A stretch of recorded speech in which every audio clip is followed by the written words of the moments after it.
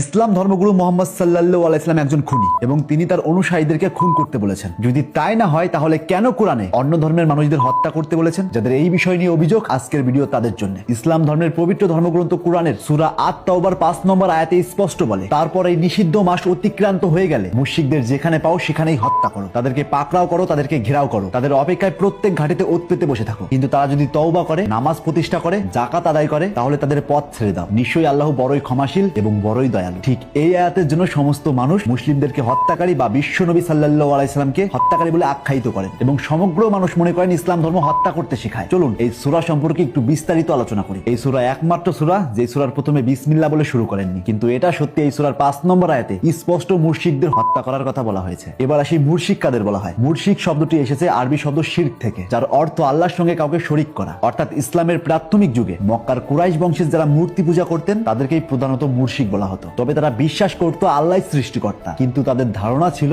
বিভিন্ন দেবদেবী বা মূর্তির মাধ্যমে আল্লাহর কাছে পৌঁছাতে হবে। তাই তারা কাবার ভিতরে এবং আশেপাশে মোট 360টি মূর্তি স্থাপন করেন। এবার আসি, সত্যি কি কোরআন সমস্ত অমুসলিমকে হত্যা করতে বলেছেন, নাকি এর মধ্যে লুকিয়ে আছে অন্য ঘটনা? সূরা আত-তাওবা নাজিল হয় হিজরির 9ম বছরে। তখন আরব উপদ্বীপে মুসলিমদের সঙ্গে কিছু নির্দিষ্ট মুশরিক গোত্রের সঙ্গে চুক্তি হয়, টানা 10 বছর কোনো যুদ্ধ করা যাবে না, দুই পক্ষের বিরুদ্ধেই পরস্পর সাহায্য করবে না। যে কোনো গোত্র চাইলে মুসলিম পক্ষে বা কুরাইশদের পক্ষে চুক্তিবদ্ধ হতে পারবে, কেউ গোপনে আক্রমণ বা বিশ্বাসঘাতকতা করতে পারবে না। এটা ছিল শান্তি এবং সহাবস্থানের চুক্তি, অর্থাৎ এই চুক্তির মেইন উদ্দেশ্য ছিল শান্তি। কিন্তু এই চুক্তি হওয়ার পরেও সেই মুশরিকরা বারবার সেই চুক্তি ভঙ্গ করছিল। তারা গোপনে ষড়যন্ত্র করে, বিশ্বাসঘাতকতা করে এবং অকারণেই বারবার যুদ্ধ করেছিলেন। অর্থাৎ এক কথায় তারা বারবার সমস্ত চুক্তি ভঙ্গ করছিলেন। এটা শুধু একবার নয়, তারা বারবার করতে থাকে। তখন নাজিল হয় এই সূরা আত-তাওবা। তখন বলা হয় ওই চুক্তি ভঙ্গকারী মুশরিকদের যেখানে পাবে সেখানে হত্যা করো, তাদের প্রত্যেকটা ঘাটিতে ওত পেতে বসে থাকো, কিন্তু যেই সব মুশরিকরা ক্ষমা চাবে তাদেরকে যেতে দাও। অর্থাৎ এই সূরা নাজিল হয় শুধুমাত্র এক নির্দিষ্ট চুক্তি ভঙ্গ করা মুশরিকদের জন্য, সারা পৃথিবীর মানুষদের জন্য নয়। চলুন আরেকটু সহজ করে বলি। ধরুন ভারত আর পাকিস্তানের মধ্যে শান্তি চুক্তি হলো। চুক্তিতে লেখা হলো পরস্পর কেউ কাউকে আক্রমণ করবে না, কখনো বিশ্বাসঘাতকতা করবে না, কখনো চিট করবে না এবং নিরপরাধ মানুষদের হত্যা করবে না। কিন্তু এই চুক্তি হওয়া সত্ত্বেও পাকিস্তান বারবার ভারতবর্ষকে আক্রমণ করতে থাকে। ভারত সীমান্তের কাশ্মীরের উপর হামলা চালায় এবং অকারণে মানুষদের হত্যা করতে লাগলো। তাদেরকে বারবার সতর্ক করা সত্ত্বেও তারা এই অপকর্ম করতেই থাকলো। তারা প্রতিনিয়ত চুক্তি ভঙ্গ করছিল। এবার সত্যি করে বলুন তো, ভারতবর্ষ কি চুপ করে থাকবে? একদমই না। যেহেতু তারা বারবার সতর্ক করা সত্ত্বেও তারা চুক্তি ভঙ্গ করছে, তাই তাদের এই হামলা থামানোর জন্য তাদের সঙ্গে যুদ্ধ ঘোষণা করতে হবে। ঠিক তেমনি মুশরিকরা যখন বারবার চুক্তি ভঙ্গ করছিল, তাই তাদেরকে শুধরানোর জন্য 4 মাস সময় দিয়েছিল। যদি তারা এই 4 মাসের মধ্যে না শুধরায়, তবে চুক্তি ভঙ্গকারী, অশান্তি সৃষ্টিকারী মুশরিকদেরকে যেখানে পাবে সেখানেই হত্যা করা হবে। চলুন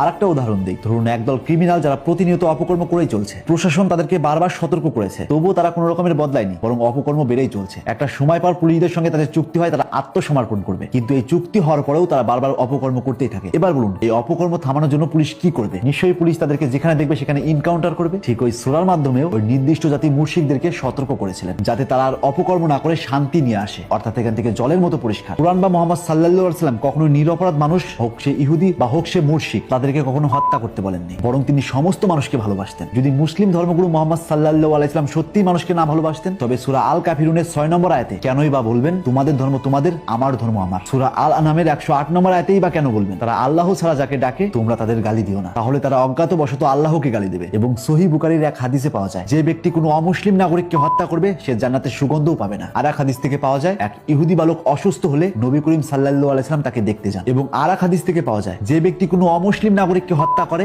আমি কিয়ামতের দিন তার বিরুদ্ধে বাদী হব। অর্থাৎ এখান থেকে স্পষ্ট নবী মুহাম্মদ সাল্লাল্লাহু আলাইহি ওয়াসাল্লাম অন্য ধর্মের মানুষদের খুব ভালোবাসতেন। আর যেই আয়াত নিয়ে এত বিতর্ক, সেই আয়াত সমগ্র অমুসলিমদের জন্য নয়, বরং কোনো এক সময়ের কোনো এক নির্দিষ্ট সীমা লঙ্ঘনকারী মুশরিকদের জন্য। আর যারা এই আয়াত নিয়ে বিতর্ক সৃষ্টি করেন, এট ফার্স্ট এই একটা আয়াত না পড়ে এই সূরা আত-তাওবার সমস্ত আয়াতগুলো পড়ুন এবং তার সমস্ত প্রেক্ষাপট সহ সমস্ত মানে জানার চেষ্টা করুন। সবকিছুর পরিপ্রেক্ষিতে একটা কথাই বলতে চাই, সে হোক হিন্দু ধর্ম, হোক মুসলিম ধর্ম, কিংবা হোক খ্রিস্টান বা বৌদ্ধ ধর্ম, সেই ধর্মকে প্রপারলি না জেনে সেই ধর্মকে কটূক্তি করা অন্যায়। আপনি তখনই মন্তব্য করুন যখন আপনি সমস্ত ঘটনা অবগত। আর ভুলেও কোনো ধর্মগ্রন্থে অপব্যাখ্যা করবেন না। আর একটা কথা সবসময় মনে রাখবেন, আমাদের ধর্ম আমাদের কাছে শ্রেষ্ঠ, তাদের ধর্ম তাদের কাছে শ্রেষ্ঠ। তাই কোনো ধর্মকে অসম্মান করবেন না। তাই প্রত্যেক ধর্মের উপর রেসপেক্ট রেখে কথা বলুন, কারণ আমি বিশ্বাস করি প্রত্যেক ধর্ম শান্তির ধর্ম, প্রত্যেক ধর্ম শান্তি শিখায়। কিন্তু এই সমাজে এক শ্রেণীর মানুষ আছে যারা ধর্মগ্রন্থগুলোকে বিকৃতি করে প্রতিনিয়ত অশান্তি বাঁধাচ্ছে। নিশ্চয়ই নিজের ধর্মটাকে শ্রেষ্ঠ প্রমাণ করুন, কিন্তু তা অন্য ধর্মকে ছোট করে নয়। আমার ভিডিওর উদ্দেশ্য কোনো ধর্মকে ছোট করা বা অসম্মান করা নয়, বরং আমার ভিডিওর উদ্দেশ্য সত্যটাকে জানানো। আর সত্য হলো নিম পাতার মতো, খেতে তেতো হলেও উপকার আছে। আর ভিডিওতে কোনো রকমের ভুল ত্রুটি থাকলে তা অবশ্যই ক্ষমার দৃষ্টিতে দেখবেন। আর কোনো তথ্যের ঘাটতি থাকলে কমেন্ট বক্সে থাকা ইমেল নাম্বারে অবশ্যই তথ্য দিয়ে সাহায্য করবেন। তাই আজ থেকে চোখ খুলুন আর এরকম ইন্টারেস্টিং ভিডিও প্রতিনিয়ত পাওয়ার জন্য